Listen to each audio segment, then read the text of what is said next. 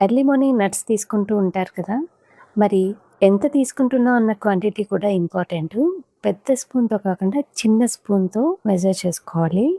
అదే 2 types of seeds తీసుకుంటే కనుక 1 టైప్ అయితే 1 టేబుల్ స్పూన్ సరిపోతుంది. ఈరోజు లంచ్‌లోకి నేను పచ్చజొన్న రవ్వతో గట్కా చేద్దాం అనుకుంటున్నాను. అందుకే పొద్దున్నే నానబెట్టేస్తున్నాను.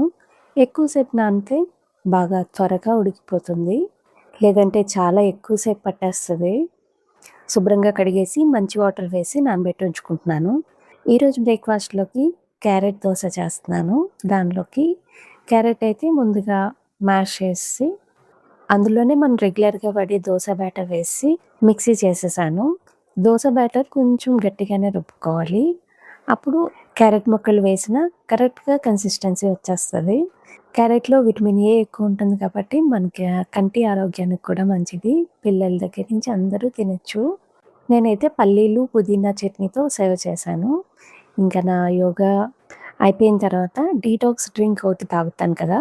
దాంట్లోకి ఈరోజైతే కుకుంబర్ జ్యూస్ చేసుకుంటున్నాను. కుకుంబర్‌తో పాటు కొంచెం మింట్ లీవ్స్ కొద్దిగా లెమన్ కూడా వేసుకుంటే టేస్ట్ చాలా బావుంటుంది.